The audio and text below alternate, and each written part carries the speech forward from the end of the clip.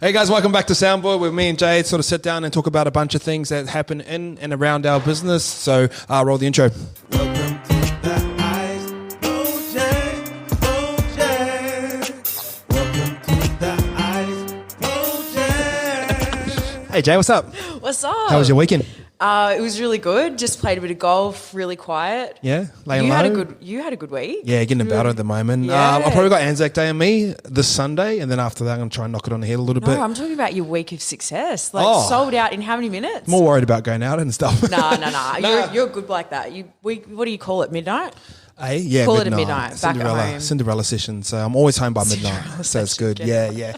All right. So today we've actually got a name for it, Soundboard, which I think is a really cool name. Yeah. Me and you spend a little bit of time together off air and just sort of go for lunch and coffees and bounce ideas off each other. So this is going to just be an extension of this. So hiring and firing, super interesting topic. We're going to start with business partners first. Where do you want to start? How do you want to start this? Well, I think a bit of grateful for our business partners. We love our business partners. I think it's a really tough thing getting into business with someone, because essentially what you're doing is you're making a life commitment in really like a territory where it's indefinite. Hey, like it's sort of just. Do you feel like most people start a business with their friends at the start as well?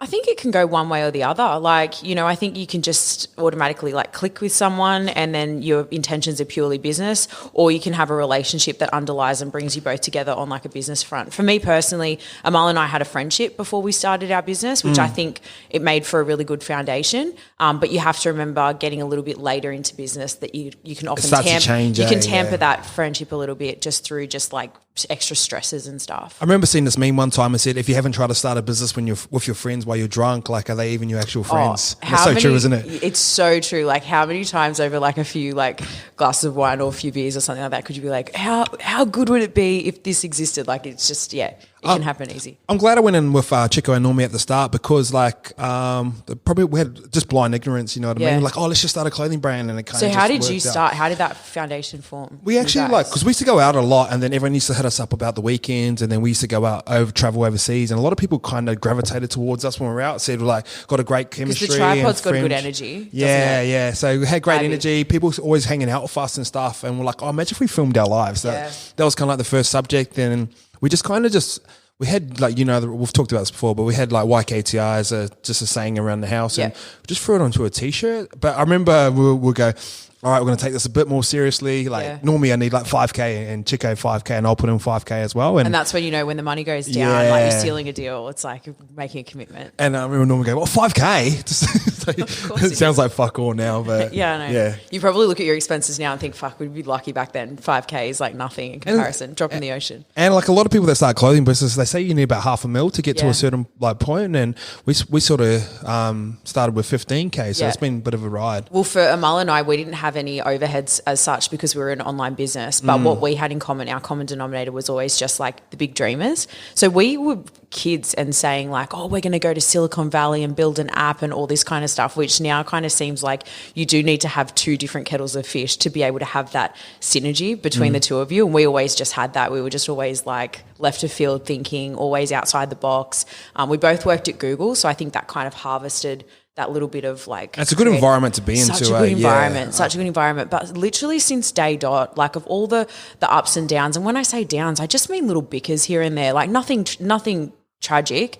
But of all the ups and downs, always been on the same page, which I think is just like, if you can take anything from this in a business relationship, it's fundamental, absolutely fundamental. Okay, here's a question for you. Sweat equity versus actual equity at the start. Obviously, like a lot of times when people go into partnerships, they're like, I don't have the money, but I can do all the work for you as well. So how much is that is important? I think what's really important when you're going into partnership with someone is to assess what everyone's bringing to the table and make sure it's complementary, and then also your partnership is then reflective of what you are bringing to the table. So for example, if you've got one person that's got the money and then the other person that's got the idea, you need to value off that idea versus the How do you do that? Well, I mean, it's a bit of like a forecast kind of equation, I believe. It's sort of like looking into the future and thinking, okay, at what point will this money be just a drop in the ocean to what this idea will eventuate to, sort of thing. So I think you take a bit of a gamble with it. There's no like perfect formula, but I think if you're sitting down and doing a 50-50, you're going to at the end of the day know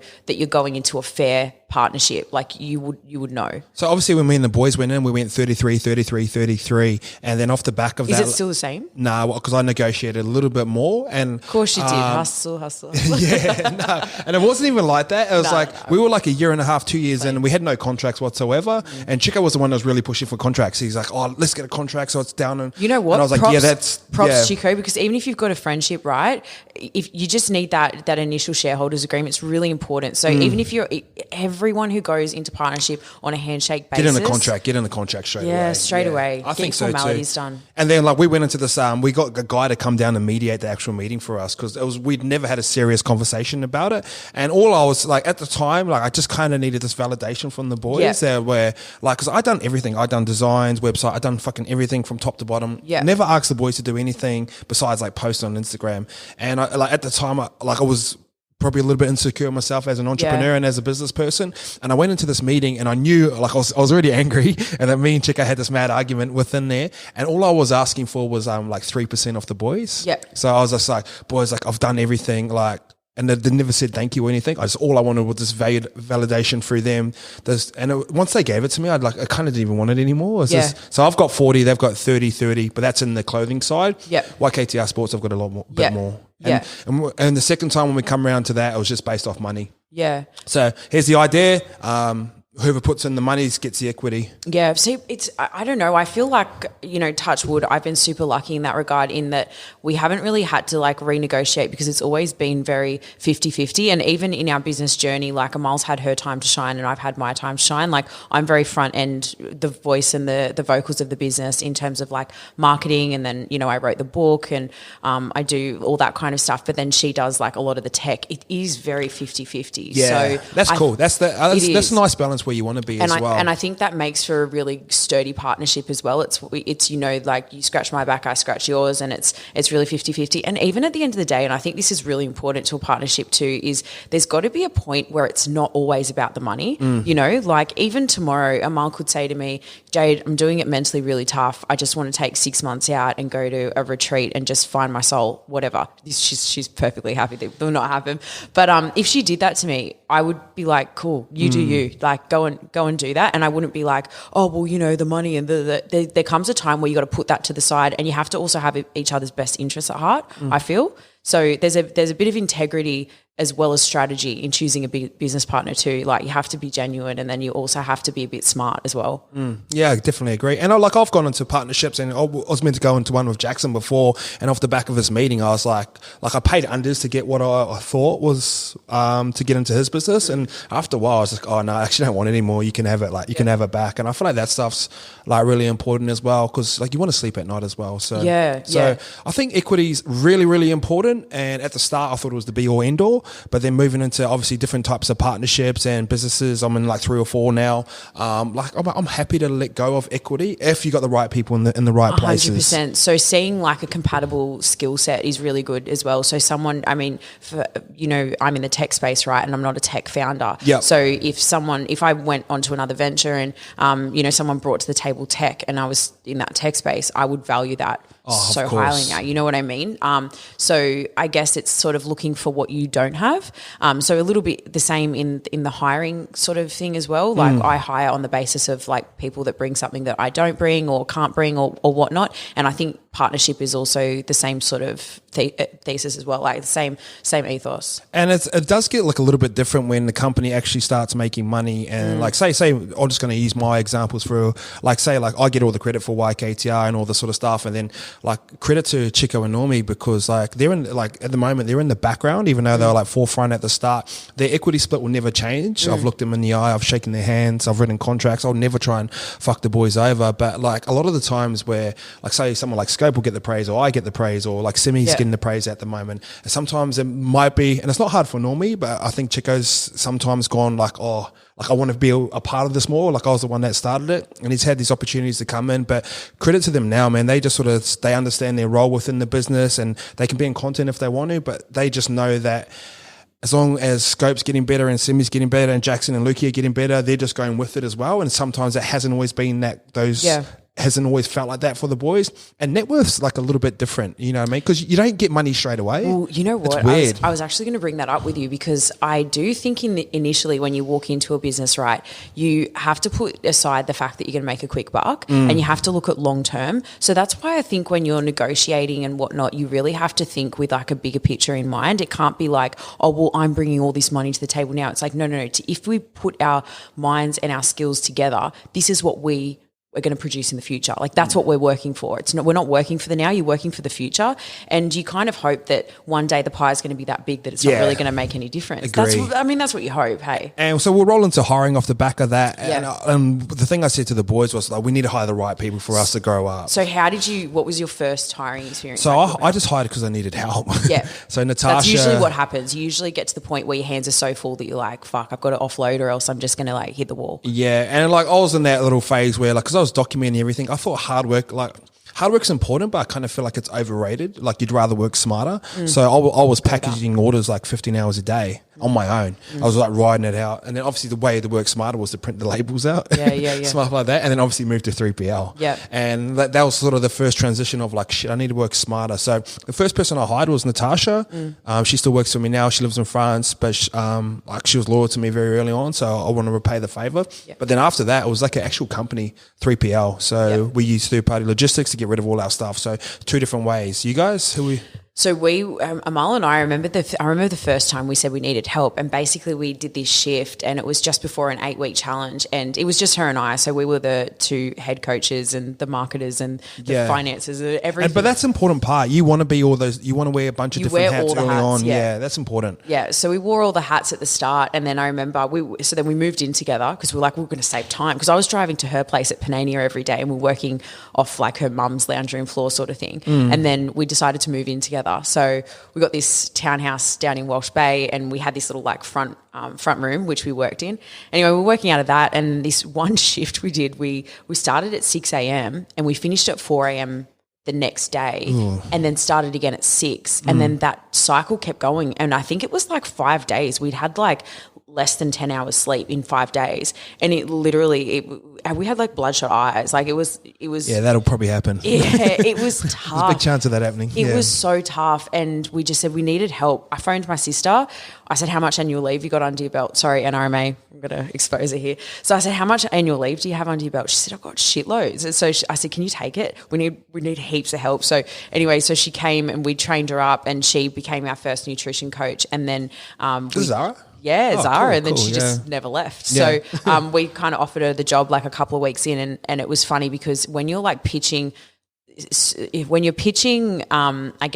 I guess like security to a family member, you're really just basing it off like, trust me, this is going to work. Yeah. It's like you've really got it's funny you got those. Yeah, you've got nothing to offer at that point. It's just like we were obviously making money, but in the same breath, it was like, is this periodic money or is this like long-term money? But Zara knew me, and I've always been a bit of a hustler, and I think she just put her trust into me and just said, you know what? And the business, as I said before, stands for something. So she was buying into it, not only a vision, but also it represented like something. It was those sort of first hiring meetings are really funny, because you get like. Just help. So I remember Natasha coming in, like we officially put her like on the books because we're just giving her like hourly payments and stuff, and I'm like, I don't know if we're going to make it, but like if I do, I'm going to take you with me. Just got to trust me. That's what it was like as well. I think I've got it on camera too, so which was pretty cool. I wish I vlogged more throughout that whole experience. It would have been just so funny because I even remember day dot, like we've got a gorgeous bougie office now, but day dot, the girls were working off Kmart tables in the front room of our Shout out apartment. Kmart, doozy store. Yeah, I know. Yeah, got to spy. But yeah, so I had that conversation with Zara, and then Amal and I, we just found we were really like scattered, like everything was all over the shop. So we said PA. Classic startup. Yeah, classic startup. So PA was like our first point of call. Amal pitched to her laser lady, who was really good with like social media and stuff, and she said, do you want to come in and do a bit of PA work, bit of social media, because she was really good with like Instagram and whatnot. Trish. Anyway, so Trish came in and she was our first PA, and then we had Zara, and it just kind of like grew from there. So initially I would say the basis that our team was formed on was like friends and family. Yeah. And then we ended up hiring Beck, who was like another girl that I knew from the area. She was in my younger brother's year. And it was sort of just like, I think I got comfort in knowing these people as people before bringing them into my team. So there was I didn't hire randomly, I guess you could say. Yeah. Yeah, I've been really lucky. Like you sort of talk about, it sort of scales out like a lot quicker. So we've gone from like 3 to 5 in the space of a month. You know what I mean? We took on Scope the other day, but like, yeah, it does move kind of quick, and you do want to have people within your trust circle. But say Lukey got a job here, he kind of reverse engineered me. So he should just send me content, and I'd be like, who the fuck is this? So good. I love that shit. You rarely see that, you know? Yeah, and everyone like, I get people pitch to me, go, hey, I'll give you like a week's free work, you know what I mean? And then with the chance of me hiring later, I was like, yeah, probably not going to work. Have you ever done interns? Nah. I can't. Jackson used to write us articles for like a year and a half while doing his own job, you know what I mean? So I was like, oh shit, I trust him, so he can work. Same as Scope, he done like, even though Scope's getting paid from ad revs and stuff like that, like he's just proved himself. So I didn't see any risk with these people. Yeah. I've had 2 interns before, and I found that it's a really beautiful experience because they're usually like young. Well, I had 2 young girls, and they were fans of the business, and they loved being a mullet. It was just a really nice experience. They brought a nice energy into the office. They work really hard, and they're new minds and thinkers. So I guess they come up with like ideas and things like that you wouldn't necessarily think of because they're outside of the day-to-day. It was a good experience. All right, so when you hire someone, do you contract them first, or do you put them on probation periods? We have a probation period. How long is your probation period? Ours is 3 to 6 months, depending upon the salary. I think 6 months is kind of a good spot, because you can fake a month, I reckon you can fake 3 months. Yeah. It's hard to fake half a year. It definitely. And I think with some of those senior roles where the salary is quite exy, I think it's definitely necessary to test the waters, because it's like a relationship, hey, like you pretty much... You got the honeymoon phase. Yeah. Definitely. And then that wears off, and if you've signed on the dotted line and you're stuck, it puts you in a bit of a sticky situation. And why should people contract before putting them on, just through law-wise? You can fire them straight away without reason. Yeah. And even little things as well. Like I would say to any new business... You're going to have to pay super in taxes.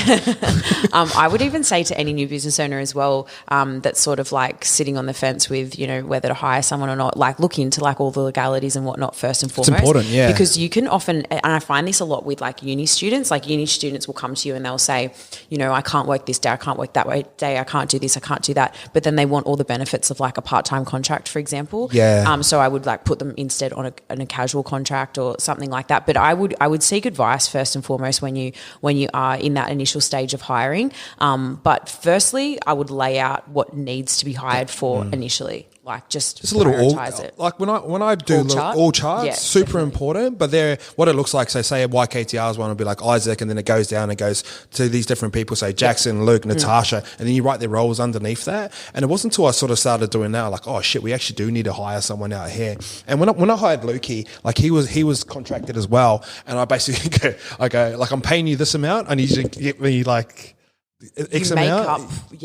So on a for me to justify me hiring you, and this is we've got this for 6 weeks, and then we'll go from there. Yeah, but he was still on probation, but I go, we'll put a 6 week window for this to work, and obviously knew within 2 days it was going to be fine. But yeah, it was kind of laid out like that. Being able to find a balance between motivating enough and also justifying through that employment status as well. So you don't want to be giving away too much money in the sense that they're not making it back to a certain degree in the business. Yeah, agree. But in the same breath, you really want your staff to be motivated. And whenever we have boom times and whatnot, we're the first to give out, you know, bonuses and things like that. And we're working on Amal and I today actually are working on a new incentive structure and like sort of just something just to keep everyone alive and sort of, you know, just cheering for the business, I guess. Because I was on a pay matrix early on, so when we had that conversation with Chico and Normie, like I got paid like fuck all, but I had bonuses in there. And I kept hitting them, and it was only me and Natasha at the time, so whenever I used to get a bonus, I used to just give her like half. Like, just wanted to keep her happy. So that was fun though. Do you pay dividends? Is that how you... No, we haven't paid dividends yet, but I think we're not we're not too far off. Yeah. Yeah. So essentially dividends is like it's a little piece of the pie when the pie is looking healthy. I guess. Yeah.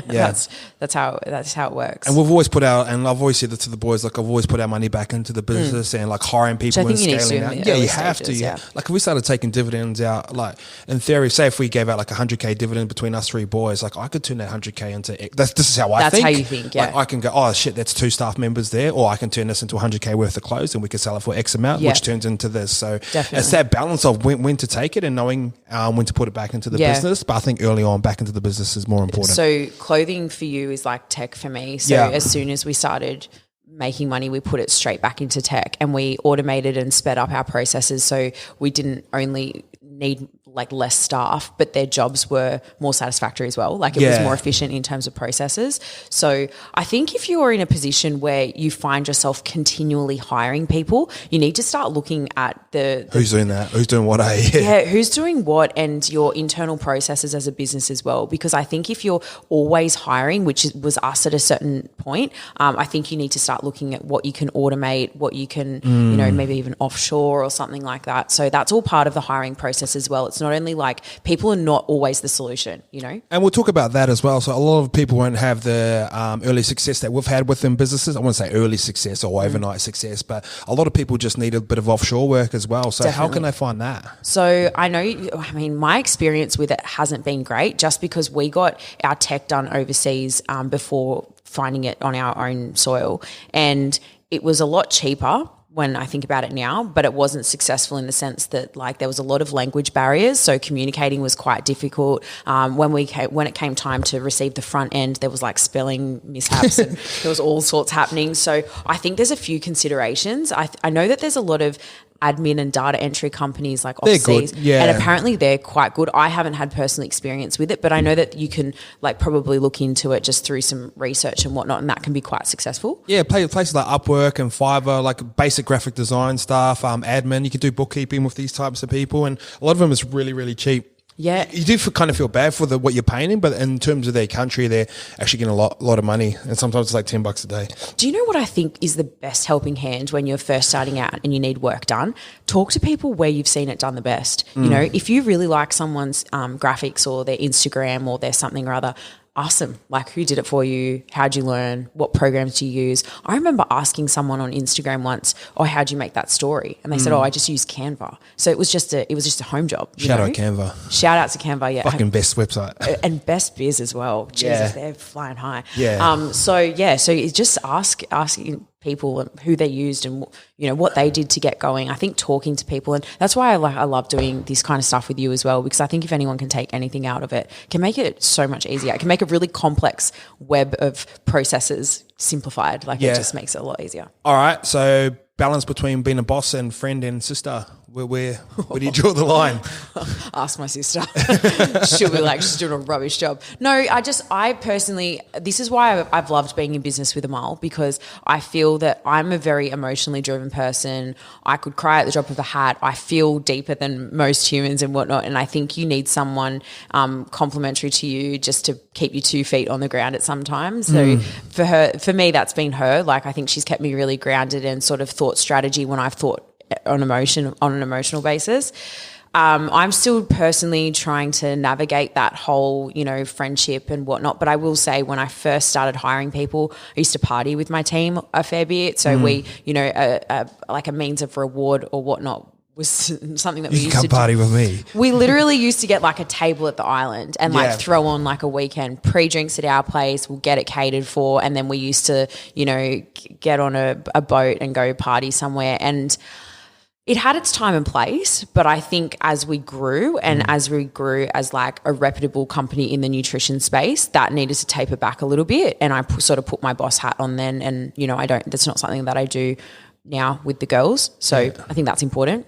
Draw that line. I mean, you can't. You're your best mates, but Jackson, no more partying with us, bro.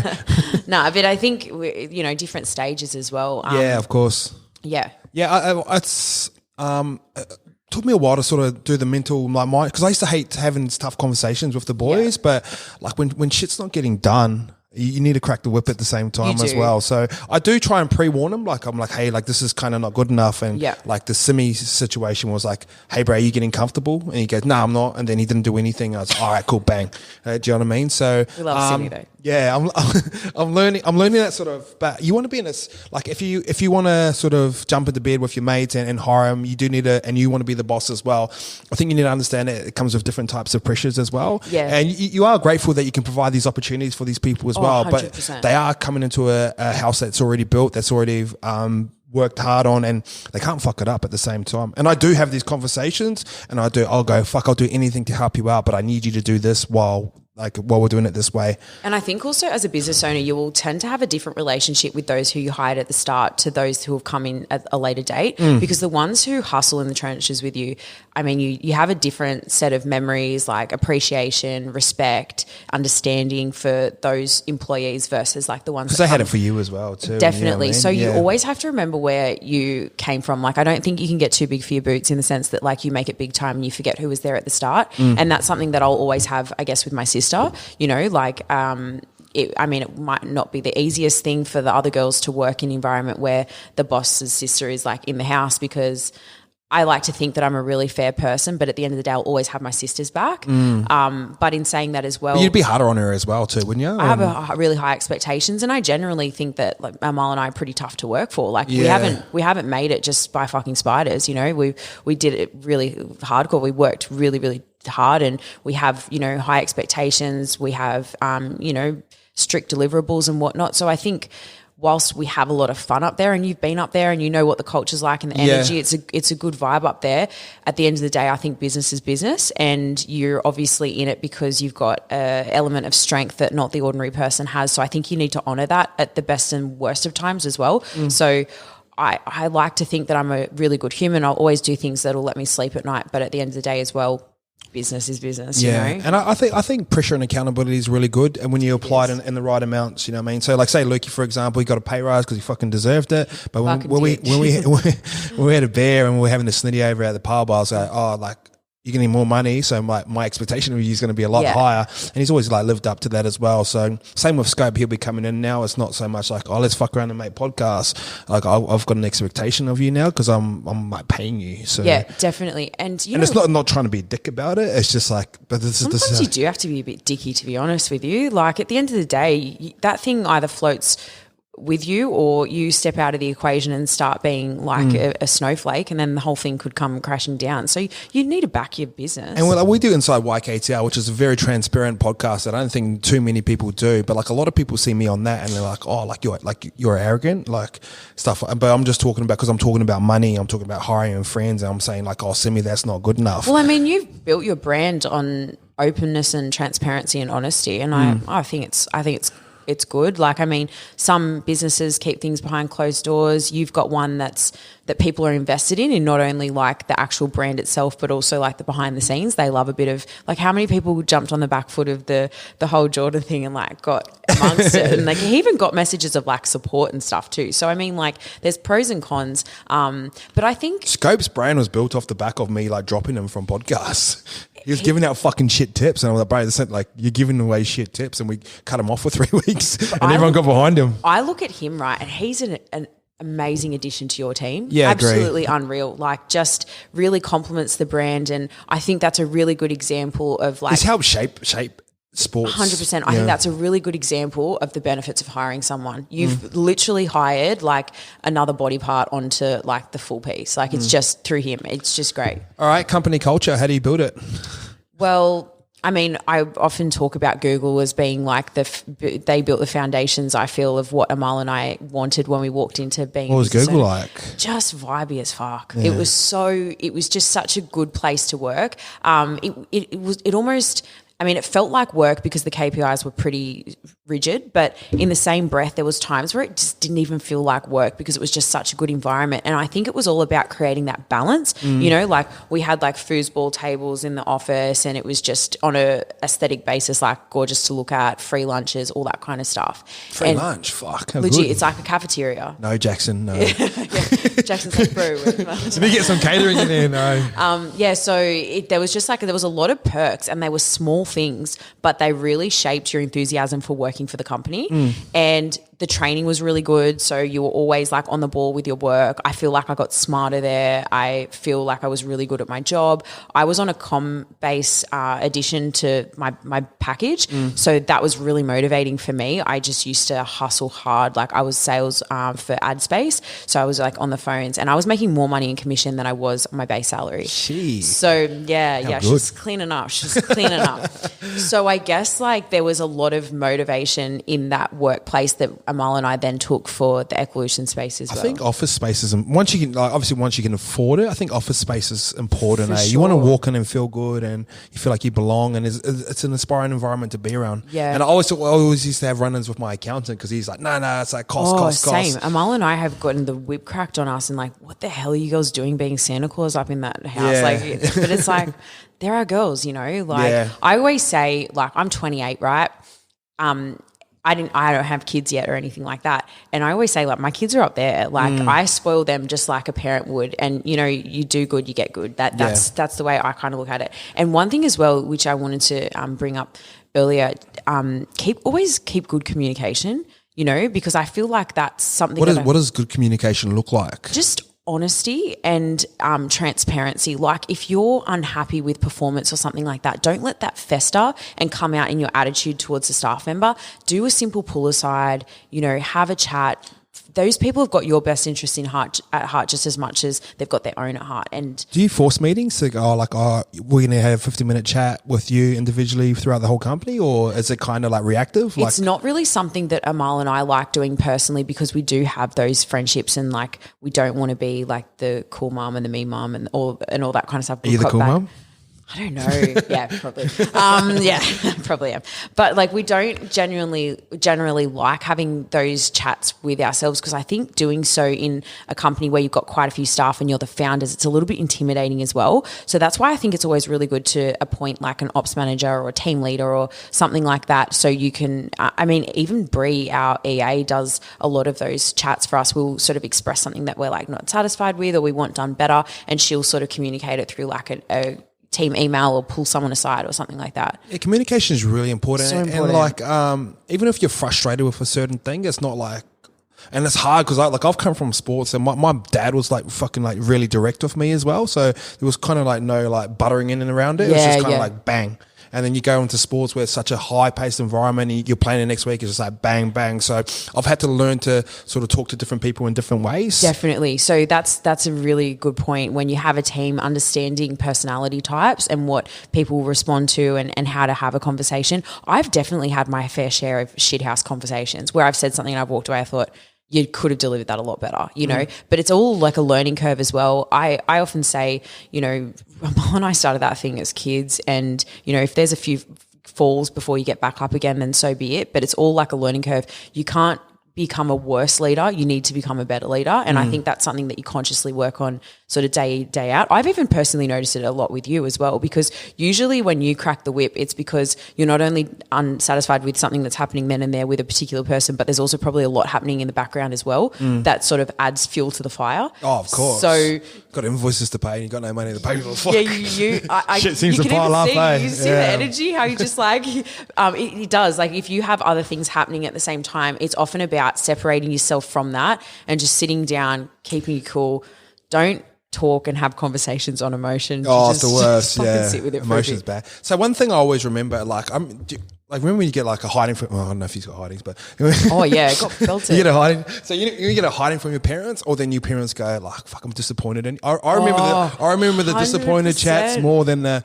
And I had a coach one time, and like I used to get sprayed all the time. But I remember he come up to me one time, and I dropped 2 balls at training, and he goes like, "You're too good to be dropping balls like that," and just walked off. And I remember that, and I remember my parents going, oh, "Fuck, you've let me down." Yeah. I've played that card. I know. Give me a hiding, man. I've played that card with boyfriends as well. Yeah. I'm not upset. I'm just really disappointed. So like, it's not like a tactic, but I think some people like that really resonated with me. So I think, I don't know. And do you know what? As a boss as well, I feel like there's people that are going to walk into a workplace and their own business, and some are going to feel and some are going to have absolutely no feeling senses whatsoever.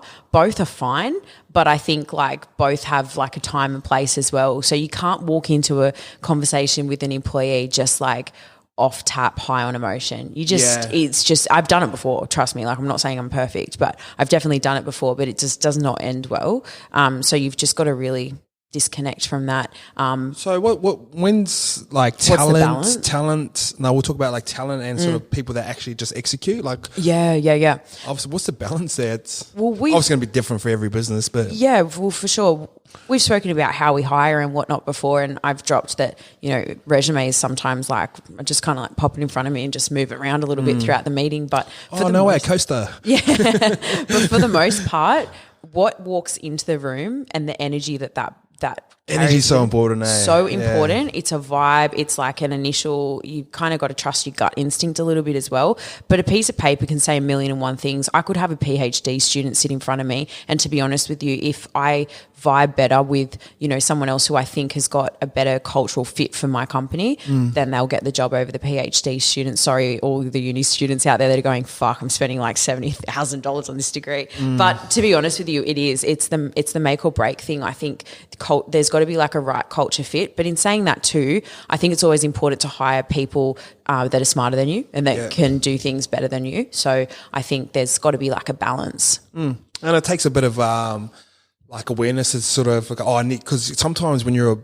a lot of people, when they're bosses, they want to be like, I want it done this way. These are my ideas. I think that's super important to let go of those reins and do hire people smarter than you. And it doesn't always have to be IQ smarter. It's like fucking Lukey's like internet smart. Like we need that. You know what I mean? Jackson's like written smart. We need that. So, and yeah, like you said, you don't want to be walking into your own house with someone that you don't like, you know, walking on eggshells around someone that's like kind of fucking annoying. Like that'd be the worst to come and work with someone you don't like. And I think as well that also comes down to that relationship that you initially build with the staff member as well. Like I've, you know, often been party to conversations where I'm like, oh, I just felt like I was working for my staff member when in actual fact it's the other way around. So I think like if you initiate a relationship that's based off of friendship, it's really hard to then take a later authority. So, you know, how they communicate to you is often like how it begins. And if you begin as like really tight friends, it's really hard to then turn into like a boss.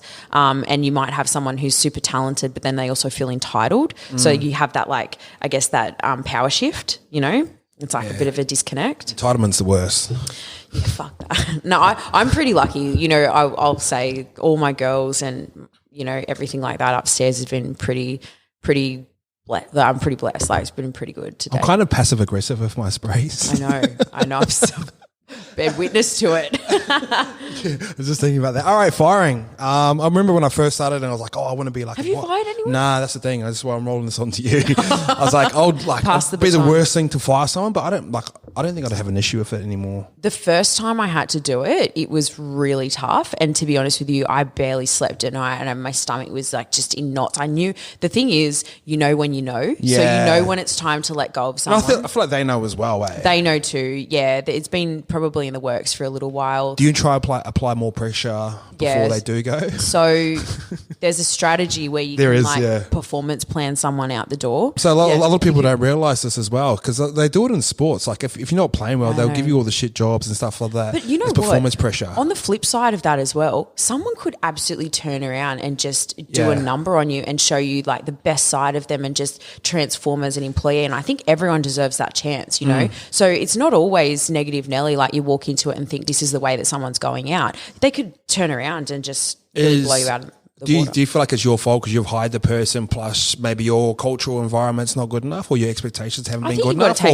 I've learned to take a little bit of responsibility for it, you know, but ultimately some, you know, just like relationships often don't work. Sometimes, you know, employee-employer relationships don't work or just the job isn't the right fit. So I think context is like super important as well. Learn what you can from it, but also don't keep someone around where it's just not working out because it's just really toxic. And the thing about Australia, it's so easy to get a job here. You know what I mean? So like I was talking to a barber and he's from like Ireland and he goes, people don't really care about their jobs here because they can just get another one tomorrow. Yeah, that's true. That's true. And I think as well, like from an employee standpoint as well, if you are in a position where it hasn't worked out, like life goes on, you know, you've got to kind of remember that. And as an employer too, life goes on. Like I wouldn't be, you know, kicking stones and feeling like you let everyone down.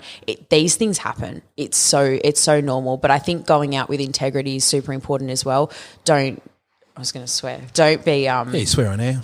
no, I was going to really swear.